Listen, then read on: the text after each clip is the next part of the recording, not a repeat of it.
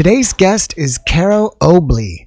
She has earned a reputation in her geographical area as the real deal among psychic mediums, and her newest book is called Wisdom from the Spirit World, Life Teaching on Love, Forgiveness, Purpose, and Finding Peace. She travels nationally to speak and teach workshops, as well as maintaining a practice in mediumship based near Pittsburgh, Pennsylvania. Carole, thank you so much for joining me today. I really appreciate it. Hi, Jeff. My pleasure. Thanks for having me. And thank you for coming. Carole, how did you get involved in being an evidential medium? Well, I'm going to give you the consolidated, the condensed version. Mm-hmm. Unlike some other mediums, I wasn't aware of this ability when I was young. So what happened was, like some people in my field, I had sort of a catastrophic event, and that event was a fire. And I was running a business. It burned me out of what I was doing. And for about a year, I was left essentially, directionless. And I got a phone call from a friend to come to a metaphysical center near where I live in a small town here. And I kind of put that off for a while. And then I eventually went. And from that day, everything just really scoped out. I immediately took a lot of classes. I started with hands-on healing. Reiki, which is a Japanese modality of life force energy, transmitting that through the hands. And then I studied spiritual healing. And I did many years of volunteer work with doing hands-on for people that would come to this center. I also, at the same time, started taking in-depth training in mediumship. And, I had to give so many readings in order to be certified to get my certificate in that. Went to a place called Delphi. It's near Atlanta, Georgia. And then have taken many other classes and training, especially with evidential mediumship, which, by the way, means presenting facts, identifying the deceased, things that they would bring through, names, memories, passing conditions, circumstances that I would have no way of knowing. That's really what evidential mediumship is. So I was born with the ability, the sensitivity, but it's just like anything else. There's potential that we're born with, and there's predisposition. So it's up to us to develop that. And it took that event of this fire to take me off of the pathway that I was on and set me squarely down on what I'm doing today. It's interesting that you use the word predisposition or potential. Do you have to have a gift, or can anybody do it? Well, I never use the word gift. Mm-hmm. Many people have referred it to me with that word, quite honestly, and I'm extremely honest and genuine and have a lot of integrity in my work. That's very important when you're dealing with bringing healing to people. You have to have integrity and ethics. So I'm always working with spirit or the God energy in that way. I believe everybody could, for example, to use a metaphor, play chopsticks on the piano, but not everybody is going to go out and be a professional musician or pianist. So we all have intuition. We all have the three inner senses: clairvoyance, clairaudience, clairsentience.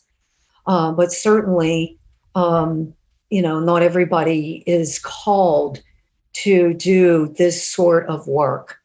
And I really believe that it's just like anything else. You have it or you don't. You can develop, and certainly there's refinement. It doesn't make me any better than anyone else. It's simply what I need to be doing in this particular focal point of my soul's evolution. So in that way, that's why I never use the word gifted, because I feel that it sets one on a pedestal, and it's kind of a dangerous place to be on a pedestal, And I've worked very hard, and in all of my books, and there are 4 of them to this point. I really want people to know that the power to heal and the power to reach their greatest potential is within them. That it shouldn't be where we need somebody. And to that end, I teach a lot as well. I've taught many places, Lilydale, which is a spiritualist community in New York.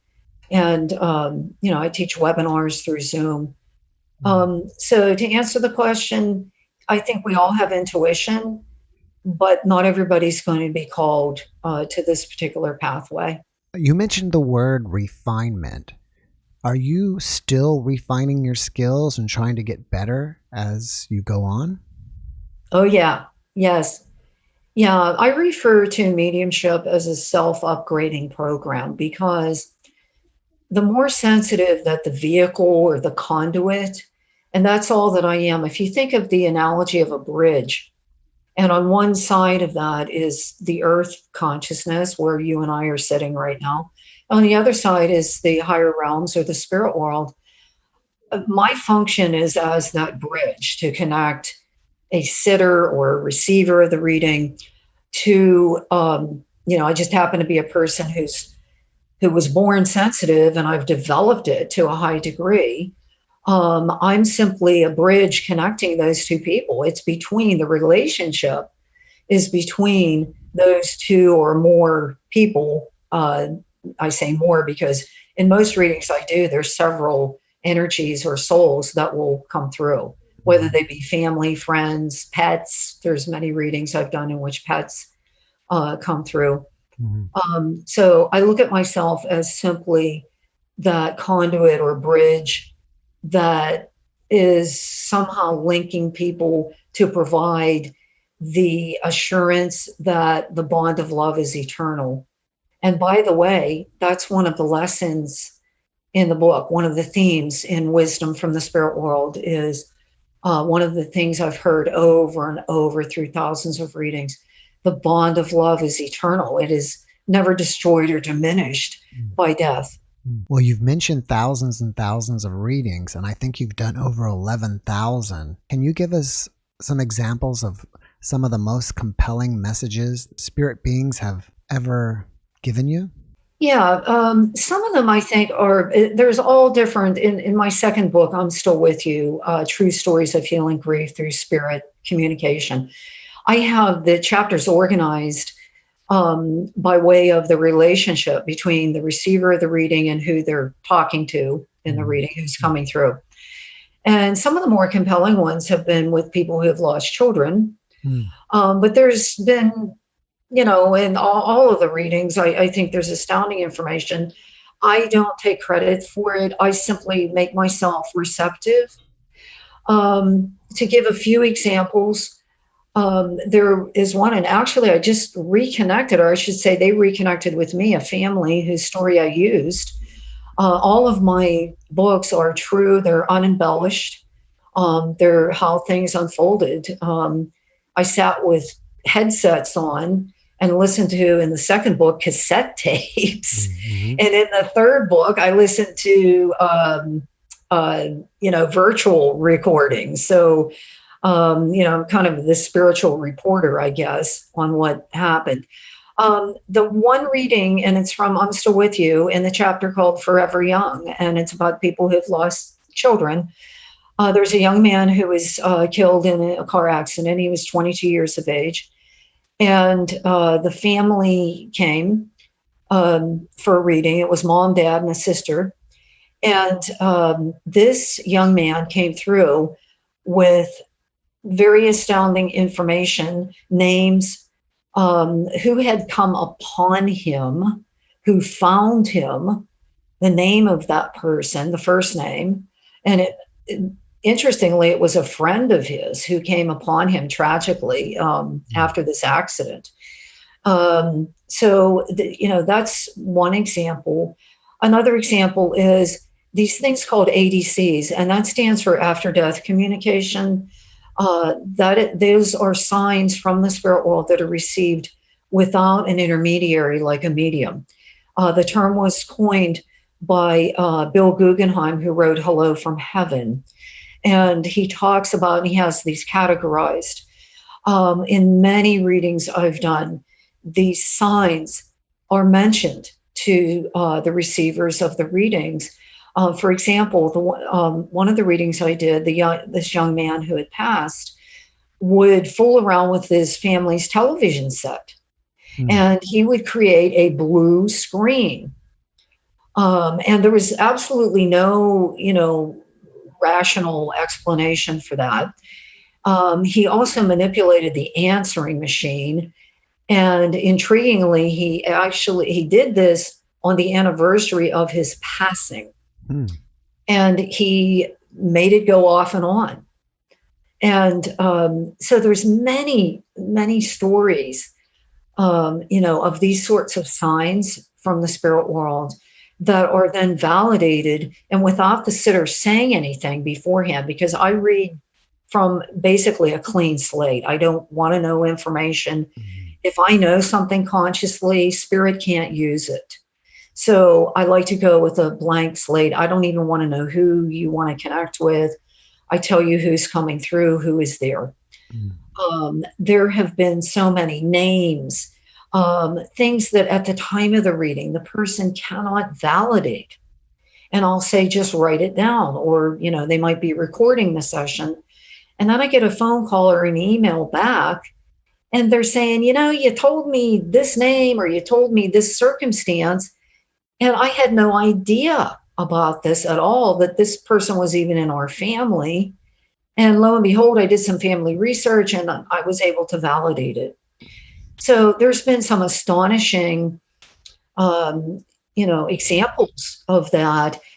Just the books that I've written, those are a small, from my hundreds, thousands of case files of examples of those sorts of readings.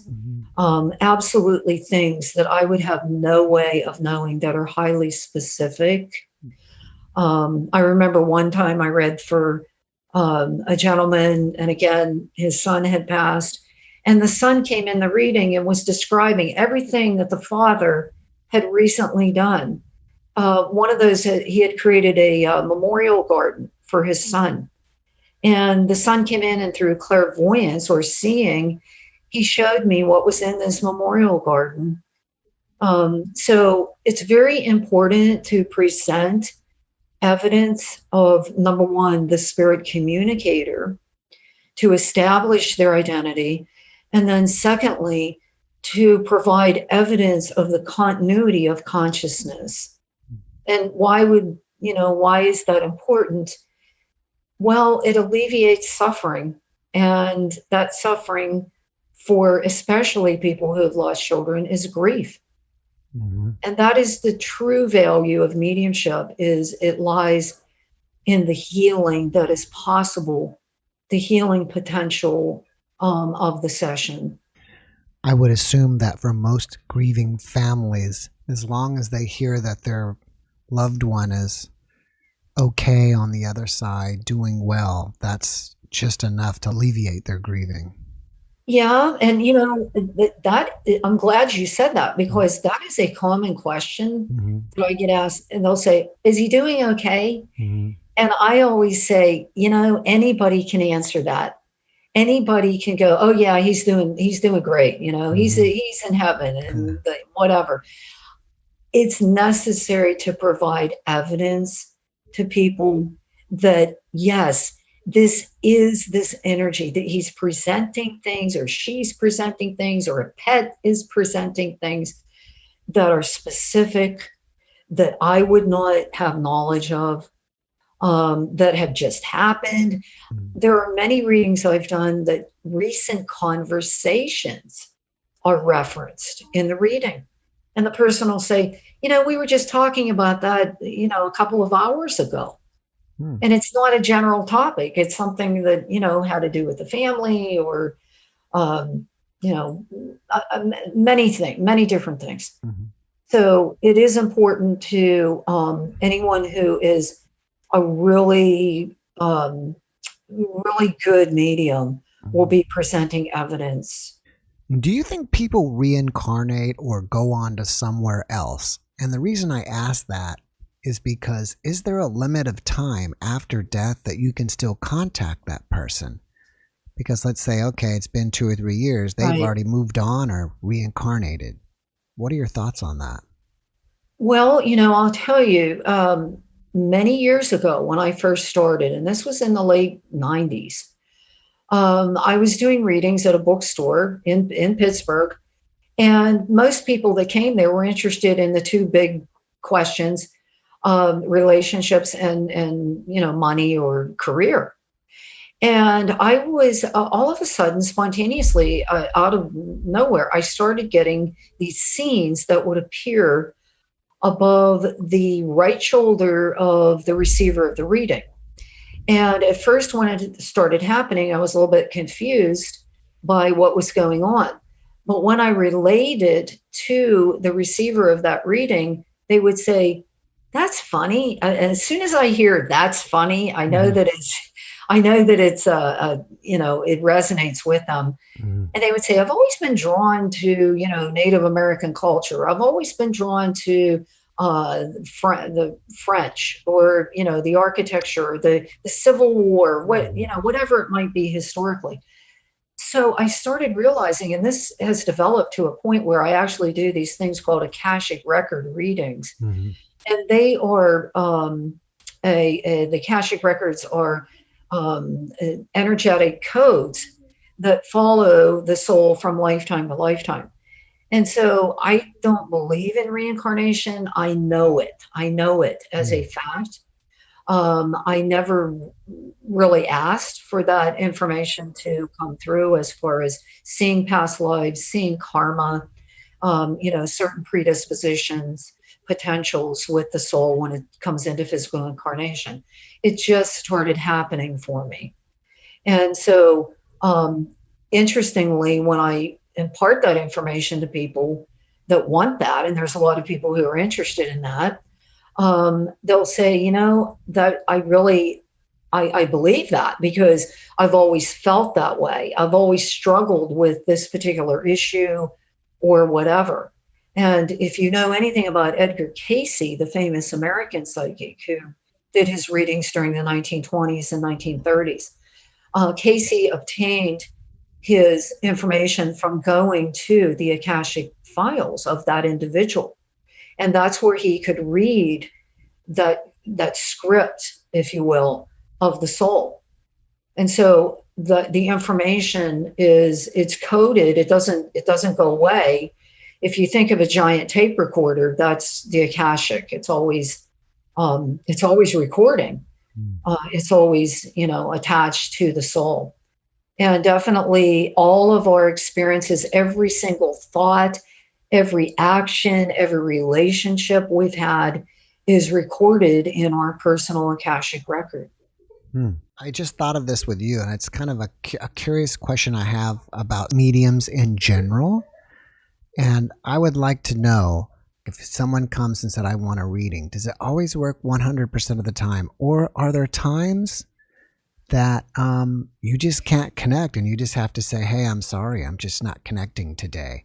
And if so, and along with Yeah, that, it does happen. I'm very honest. If there's one thing that I have really wanted to do, a goal, is to maintain an integrity in this field and put an honest face on it. And yes, there are times, but I will tell you, and those are a few, I could probably count on one hand how many times that's happened. However, I will tell you that the greatest variable is the receiver. If they're highly skeptical, if they are set on, well, if it's really my mother, then you're going to know this. She's going to say that. And so they come with an agenda, and agendas lead to disappointment. A lot of times it's kind of like, Jeff, if you say, well, I'm going to interview somebody, and I demand that they say this. And like, you can't do that, right? I mean, everybody has free will.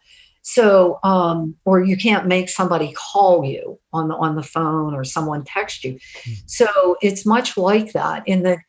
those from the spirit world can choose to communicate or not. Now, in the vast majority of readings, they absolutely communicate. I mean, I'd say, 95% of the time, maybe even higher than that. But there are times, quite honestly, that that the person that the sitter wants to hear from may not show up. Sometimes they're unavailable. Sometimes the timing is off. Quite honestly, I insist that people prepare for readings, much like they're going for an appointment anywhere else. Have questions written. Most of the time, I don't ask the questions. The spirit world will answer them without the person saying anything. I also have people open up their own spiritual connection with their higher senses before the reading. So I say, please engage in mindfulness, mindful meditation, or prayer briefly before you call me. Because it's making an appointment with the spirit world. And just like anything else, if you go on a journey or you go, for a medical appointment, you should have your information ready.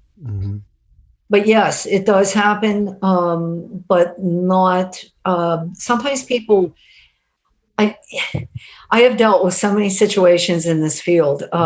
There are people who kind of want things on demand. And they're like, well, I want to hear from, it's like going through a drive-through. I want to hear from grandma, and I'll hear from my uncle. And, I want to hear from my pet that I had, in 1980 or whatever. And sometimes, that person or that pet is not available. They could be reincarnated. Usually in the case of pets, that's more likely. Because, a lot of souls, human souls, don't reincarnate quickly. Some do, but there could be other reasons why they're unavailable as well. So there's all sorts of, I wish there were hard and fast rules for this work, but there just aren't. Yeah, I could totally see that. And it makes me wonder if you or other mediums, it's pressure for them to produce. Or are you able to just say, hey, whatever comes, well, whoever shows up, whoever comes, I'm not going to worry about it, Or do some mediums get all stressed out about it? Well, you know what? Throughout many years, I was very nervous and very stressed because I consider working with spirit all these years, and I'm going on almost 3 decades of doing this type of work. I consider it an apprenticeship because certainly, there are my spirit guides, those souls who help me on my pathway here. They have, they are more spiritually, a little bit more spiritually aware than I am. That's why they're helping me. I always defer to spirit and I always defer to spirit over the sitter. And sometimes people go, well, I don't have any idea what you're talking about. And I'll say, please write it down. And, sometimes people have to go check on things. Or certain information that, again, there was something about that came out not long ago. I said, somebody in your family was murdered. There was a murder in the family. And they're like, we don't know anything about that. We have no idea. I got an email, I don't know, a couple of months later. And it says, we found out that there was somebody murdered in the family. And it was, I think it even came through. It was like, on the father's side or whatever. So that's why I just tell people, just please, don't judge it. Just accept, write it down, see what, you can validate. But yes, I have definitely felt some pressure. But I have to tell you, I've done many, many years of radio, and I've done that is probably the most pressured for me. Spirit put me on radio in the very beginning. And I was on the oldest radio station in the United States, and that's KDKA in Pittsburgh. And they were the very first radio station in the United States. And they're still in existence today. And I was on there. I barely had, like a year and a half of giving readings under my belt. And here I am on air, and a caller comes on and they give me like half of a sentence, and they want me to tune in. And Now that's pressure, Yeah, of So, course. Yeah. but I'm very grateful because I always love to be challenged with this work, Mhm. and certainly being on the radio and having nothing but a voice, um, is very, very challenging and keeps me on my toes. Mhm. When you're communicating with someone in spirit world, are you hearing things? Do you hear their voice? Are you, I think you mentioned that sometimes they'll put something up for you to see, or is it a mixture of things? It's a mural, and it's a blending of hearing. I'm very clairaudient. That means listening or hearing. That's what audient means. Mm. It's through these things I mentioned earlier in this interview, but through the inner senses. And those are clairvoyance, which is seeing, clairaudience, which is listening or hearing, clairsentience, which are two things. That's with feelings, emotion. It's also with sensations in the physical body. So, for an example of that is, say that somebody had a traumatic accident, or they had a lot of head impact. I will actually get a thought. I don't actually, get a headache, but there's a thought of that. There's an impression Mm. of that. So it's much like if I held up a painting for you and I had it covered with a cloth, and I say, when I take this cloth off, I want you to give me your gut impression of it. And I remove the cloth, and all of a sudden that hits you, and maybe the colors, maybe the feelings, maybe it takes you back in memory to something in your life. That's really what it's like as a medium. And the spirit will also use my repertoire, my frame of reference, all of the experiences I've had in my life, movies, maybe TV shows. I'm not a big movie person or TV person, but certainly I've watched my share of things. Music, they will kind of use that to get their message across, or some fact about themselves. So really, it's a blending and a tapestry, if you will, of all of those inner senses. Mhm. What would be amazing would be to know, and maybe you do know, I don't know, but what would it be like for a spirit to communicate with you? They're thinking like, okay, I'm trying to tell you this, you know what I mean? Like, okay, no, it's this. I want you to say this, you know what I mean? Does that? Well, you know what? It's really interesting that, and I've done a lot of interviews for Wisdom from the Spirit World. Mhm. You're the first person that's mentioned that, and it is interesting because there are times, and I kid you not, I'm very sincere with my work. Mhm. They will correct me if I say, and I'm trying to think of an example. It could be with a name, and I'll say, who is so and so? And they'll go, the sitter will go, gee, I don't know. And then in my head, I'll hear, no, it's this. Mhm. And they will actually correct me. Mhm.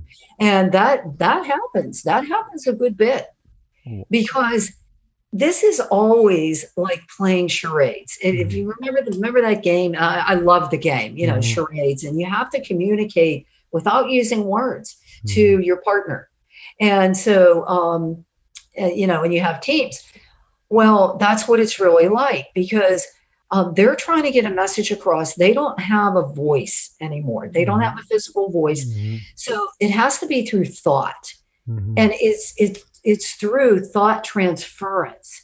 And so what happens is spirit impresses their thoughts upon mine. Mhm. And if you're sensitive, you're able to pick up that telepathy.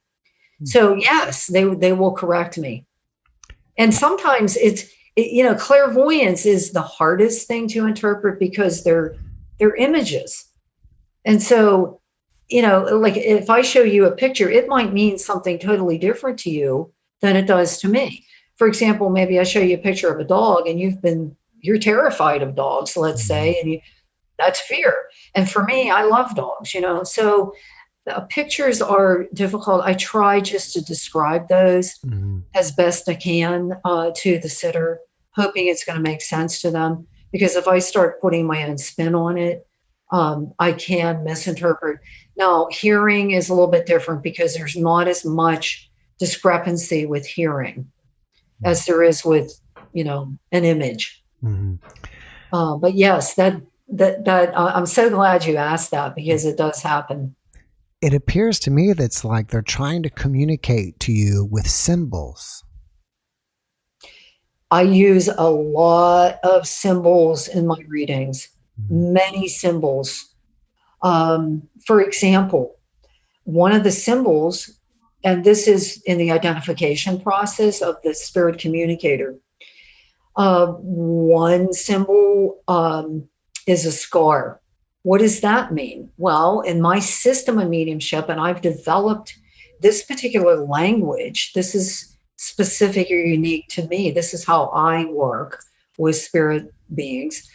The scar means I had a surgery on this part of my body. And sometimes they'll show me more than one scar, indicating there were multiple procedures. That just happened. I did a reading earlier this evening, and that came up. A lot of times they'll, in many readings, they'll show me numbers. Numbers may mean the date of birth, the date of passing. A particular month is pivotal, meaningful. There are symbols of, this sounds very bizarre, but parallel lines. What would parallel lines mean? Well, the communicating spirit is comparing their life. They're drawing a comparison of their life to the sitter or the receiver of that reading, and they're showing a similarity. So those are just a few examples of symbols. Another one would be a circle that's completely closed, and that means everybody on that side of the family has passed. That family is all together in spirit. If I see a little open place in the circle, it means there might be one, sibling that's still here in the physical world. And there are many, many others. Those are the ones that come to mind right now. All right, well, let's talk about your book, Wisdom from the Spirit World, Life Teachings on Love, Forgiveness, Purpose, and Finding Peace. So what do those in the spirit world have to teach us? Oh, wow. Well, this book is about thousands of readings that basically boil down to repeating themes that I heard over and over and over in readings. And one of them, and there are about 8 or 10 of them in this book. One of them is, and this sounds very silly and maybe very basic, but there is an afterlife. There are people that I've read for that have been, I wouldn't say atheists, but agnostic, not really knowing what's there. One lady comes to mind that I've read for numerous times. She actually came as somewhat of a skeptic. Interestingly, her husband, who had passed, he was an atheist or a very staunch agnostic. And when he came through, he talked about, well, I was wrong. There is something after death. And he actually communicated that in this reading. So it sounds kind of silly to say that's one of the lessons, but it is. There is something here. There is something. Our consciousness continues on after passing. A really important theme that is mentioned in this book, and I dedicate practically a whole chapter to it, is forgiveness. Releasing the past accelerates our spiritual growth. It's much like, holding resentment, holding the past is much like carrying around a 100-pound weight every day. And then you wonder why aren't I functioning at high capacity? Why do I feel ill? Why isn't my life working out? So once we release the past, and by the way, in a spiritual sense, that's what forgiveness means. It doesn't mean that you're okaying, you're approving of what perhaps, something that was done to you, like abuse or, anyone that committed a crime against you. It doesn't mean that. It means I'm making a conscious decision to no longer define myself in that way. And so once we get out of that limitation, that's when we come into our true potential. And so forgiveness is really, I consider it the cornerstone of spiritual evolution. And I can't tell you how many times in readings that message has come through, countless times about forgiveness. That is a major theme that's repeated through many readings. There's some readings I've done in which a person, when I used to do a lot of in-person readings, and I've done many, many of those too in groups, I'll every once in a while I have a person and they fold their arms across their chest and they'll say, I don't want to hear from my dad. He was very mean to me, or he was a bad father. He was an alcoholic. But the Father is coming through and facilitating forgiveness and saying, when I got over here, I took a review of my life and I saw that I was really remiss in my duties and responsibilities as a father. And I hurt you. I hurt you because of my own selfishness. And he's trying to come through my conduit in communicating that. So again, forgiveness it's not only from the spirit world, but it's for everybody in saying, it's time now. And I think a lot of us have been in this past year of letting go of things in the past. But it really does accelerate our direction. And we can't fly if we're bogged down with constantly carrying the past. So this is part of, what I've seen through many, many readings. Another important lesson is our wounds do not diminish the light within. There have been, I've done a lot of readings where people who have lost either a child to the opioid addiction, or people who have lost a spouse or a sibling or a parent. There's been readings where people have lost their parents to heroin overdose or, prescription drugs. It's heartbreaking for people. What they have to understand is that wound, and a lot of times addiction is carried down the family line. It can be inherited, or there's a predisposition a lot of times with different types of addictions even. But people have to understand that whatever they've endured in life, or whatever they consider woundedness, that in no way impinges upon the magnitude of their own light, their own spirit. And so many times people want to confine themselves into victimhood. Mm-hmm. And that's a very dangerous place to be. And I've delivered many readings in which, the person who passed from addiction will come through and they'll say, this needs to stop. Please, if you're currently using drugs, or, you're drinking heavily, or somebody in the family is, they want to come through and talk about that. So, these are a few of the themes that I really discuss heavily and go in depth with personal examples from readings in Wisdom from the Spirit World. I'd like to go back to forgiveness. And do you find, is it more often that the being in the spirit world is asking for forgiveness or giving forgiveness to the other person here on this world? I would say it's probably more common that the one in spirit is communicating forgiveness from their perspective. But I have also done readings where they are giving forgiveness. I have to say, though, that is relatively rare.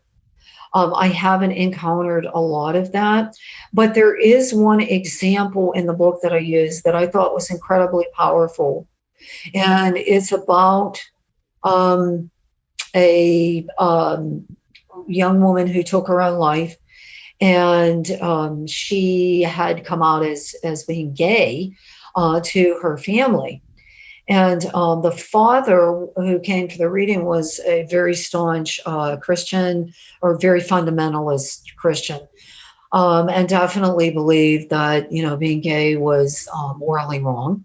And so, not knowing anything about him before I gave the reading, and she came through and she actually said to him, because he had kind of ostracized her. He had kind of, this is one of the reasons she took her life, because, she felt very alienated and rejected. So she actually extended forgiveness to her father. Mm-hmm. And that reading was pivotal for him. And I talk about that reading in the book. Mm-hmm.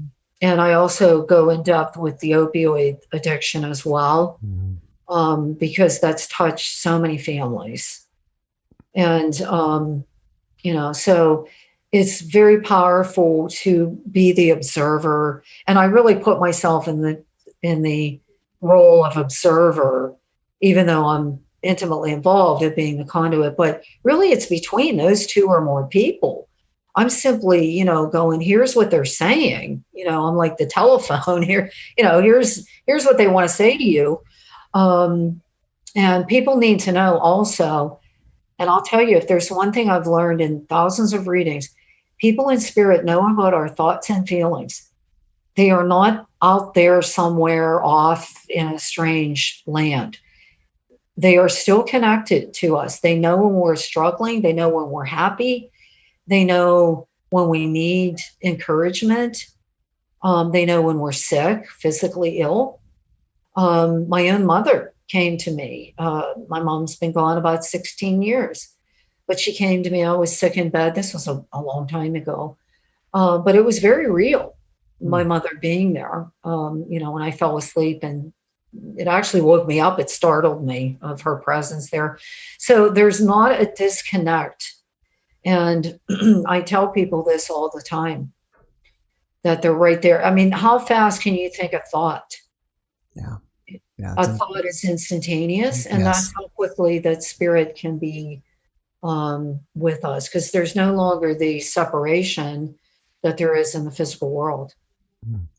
Do you think that spirits in the spirit world are mostly around people all the time, or are they up there like doing something else? Are they up there learning or doing other things with their life? I always say we don't sit on the clouds and play harps with the angels. We continue with growth, and people may laugh, but in my second book, I'm Still With You, I wrote a whole chapter on what it's like in the spirit world. Mm-hmm. And this is not what I've read in books. This is from direct experience. And in no way am I suggesting that I have all these answers, because I certainly do not. The older I get, I think the less I know, and I mean intellectually. Mm-hmm. But it's what I've directly experienced. People continue on with hobbies. For example, if you had a guy who liked to fish when he was here, or I remember a couple of readings I did, and I didn't know anything about the receivers of the readings. I'll say, your son's coming through and he keeps showing me he's working with the young people. He's doing some kind of teaching. And the person will go, oh, he did that in life. He was a teacher and he loved working with, adolescents and, teaching them sports and coaching and all that kind of stuff. So we do continue on with, hobbies or our areas of expertise. There are actual spirit doctors, individuals who have been doctors here on the earth plane will sometimes continue on with that work, helping, with doing healing work on the other side. There are trees and forests and, bodies of water and buildings and churches, anything that exists here. It's the spirit world is a reflection. I should say that the earth is a reflection of the spirit world, because it's vibrating in a much higher consciousness. It's the atoms aren't close together like we have here in the physical world. So it's really a realm of thought. Mhm. And it's interesting because I have personally seen a lot of souls that have to undergo transformation and healing because they had an extended illness. Back when we had the AIDS epidemic, and I did some healing for hands-on stuff, volunteer things for people who had HIV. And, there are people who have long, drawn out sorts of illnesses. Sometimes I'll see them in an adjustment phase on the other side. They have to kind of decompress from what they had in the physical body.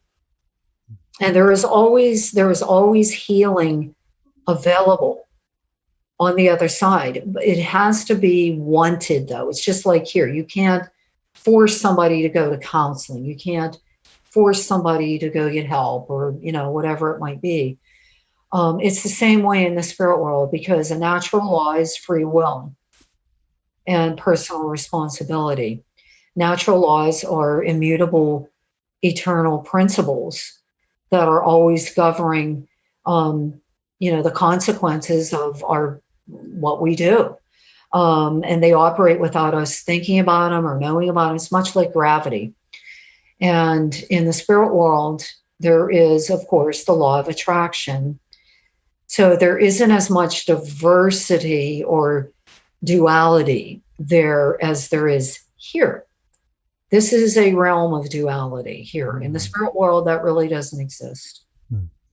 Are you a religious person? Since you've done so many cases, I mean, over 11,000, I would assume that at some point you would have some people that come through saying, I'm with Jesus, or I'm with Prophet Muhammad, or I'm with Buddha, or, depending on whatever the religious background is. Is that true? Very, very seldom. Very seldom. Just like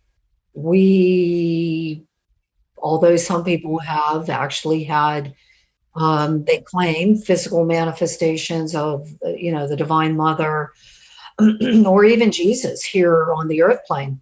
It's very rare, very, very rare. However, I will tell you this, there are elevated, and when I say elevated, I'm talking spiritually elevated.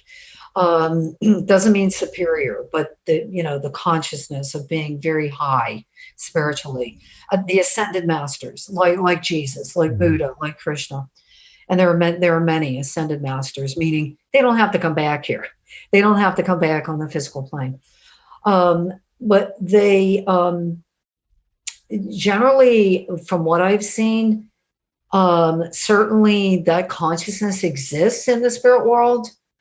But you're not going to have that, as a routine thing that occurs. But there is always the ability to communicate with the higher realms. Okay? You can't ascend to the higher realms until you reach that consciousness. I'll tell you, I want to recommend a book that I actually just finished about a month ago. And it's called The World Unseen. It's by Anthony Bourgia. It was written in the 50s. It's actually a compilation. You can get it on Amazon. It's excellent. There's some things that are missing from the book, though. He doesn't speak at all about reincarnation. But it's a very, very, I feel intuitively, and from what I've seen, a very good description of what it's like in the spirit world. And this guy channeled this, Anthony Bourgia. He communicated with a real person that historically existed, and this gentleman was a Monsignor in the Catholic religion, and he came through to Borgia and told him what it was like in the spirit world, and it's quite intriguing. I couldn't put the book down. It's very interesting.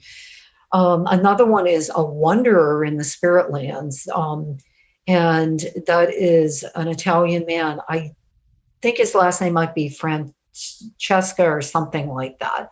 But if you just put that in, I think it's even available free on the internet. You can download it. So these are very good descriptions.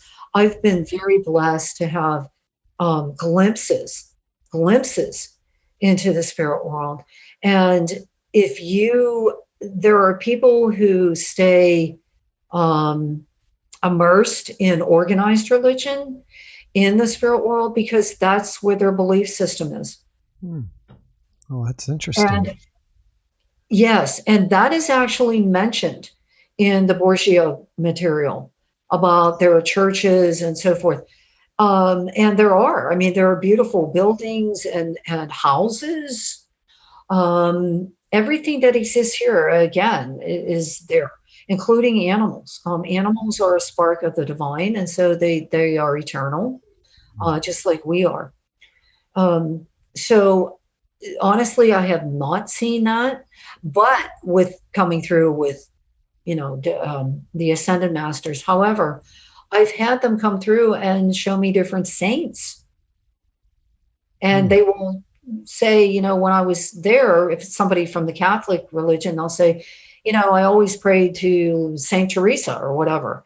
And the sitter will go, yeah, my mom always did that, So there's different, there's different aspects, to spirituality. But there are many also who say it's much more open-ended than I was taught.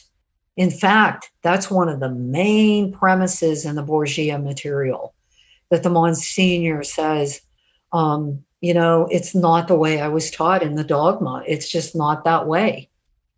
And a lot of it is false. And that's from his writing. I personally don't know because I can't remember being in the spirit world, but that's where we all come from. That's where we go back to. But that's a great question. Thanks for asking it. Yeah. All right. Well, your book has already been released, right? I think it was last August. September 1st. Okay. Where can we find your book? Yeah. Autographed copy, personally autographed. And you won't get that on Amazon, although all my books are on Kindle and Amazon.com. Soul Visions, that's plural, visions, soulvisions.net. That's my website, and you can get an autographed copy there. All of my books are available through me as well as Amazon. I also have CDs, Jeff, that I've created to help people with spiritual development and meditation. I have a 3 CD set and with a little workbook for home study. And I'll actually be recording something this winter with the Akashic files that I've written about extensively. And again, the basis of my work is healing, to help people move beyond limitations and to really understand who they are as a timeless, immortal soul. You have a lot on your plate, but do you have any other projects that you're working on that you want us to know about? A couple of webinars coming up.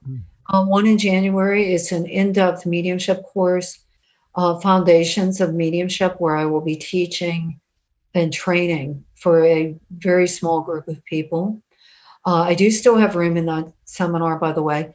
There's also a tarot in March. These are on my website at soulvisions.net. I work with the tarot, not so much with fortune telling, although you can do that, but the spiritual archetypes of the tarot.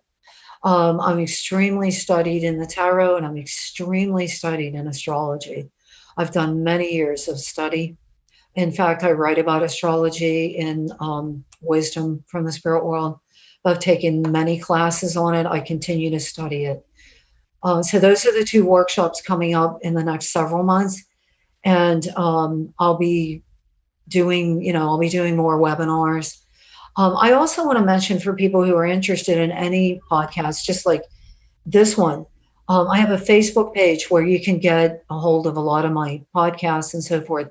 That's facebook.com/soul medium, the word soul, SOUL, plus the word medium. You can get all of my information on there as well. Are you a private person or do you interact with people on Facebook? Well, now I'm at the helm of my professional page. My personal page, I have gotten away from. If you like my personal page, you'll see in the past, I'm a huge nature and animal lover. I am extremely passionate I am practically vegan. I don't eat animals. I do a lot of charity work for animals. So there's a lot of that, on my personal page. But I've really gotten away from social media because it was becoming way too overwhelming for me with the election. Mm-hmm. I have to be very careful. Like I'm sure some of your listeners, there's a lot of information out there. We're inundated with information now. Mm-hmm. You have to be careful what you let in. And I Yeah. found myself becoming increasingly angry. Mm. And it would coincide with being on social media. Yeah. And so I very much pulled back from my personal page. If I do post anything, it's extremely uplifting and it's usually about nature or animals. But on my professional page, I put a lot of the podcasts on and inspirational material as well. That's great. All right, Carole, before we wrap it up here, do you have one last message you want to leave us with? Yes, this has been a very difficult year. We're almost at the end of our year now. It's been a uphill battle for a lot of people. I have the utmost compassion for people who have lost businesses, for people working in healthcare, people who work in restaurants. I mean, it's been very difficult, and people who have passed or had family members pass from the illness. But there's also an opportunity, and there's always the opportunity to transform in the midst of something that's been very painful for a lot of us. So it's sometimes finding that and going through and weeding through some of the pain or the loss. And just like, losing a loved one, some people have had to grieve for the loss of a business or, a job or whatever it might be. I think we're all grieving for the way life was before this hit us. I know I have a 91-year-old father who I haven't hugged since March. He's in a assisted living facility. So please know that you have the power within you to reinvent yourself. You have unlimited potential, and your soul is eternal without a shadow of a doubt. I can tell you that from direct experience. I've seen it, I've lived it, and I know it. So I think we're way more powerful than we ever realize. And people really, really need to keep that in mind, especially now. It's a great message. All right, Carole, For thank you. having me. Yeah, thanks for being on my show. I really appreciate you giving me some time this evening. I wish you massive success with this book and all the other things that you're into. Thank you. Have a good evening. Thank you. Bye-bye. Bye.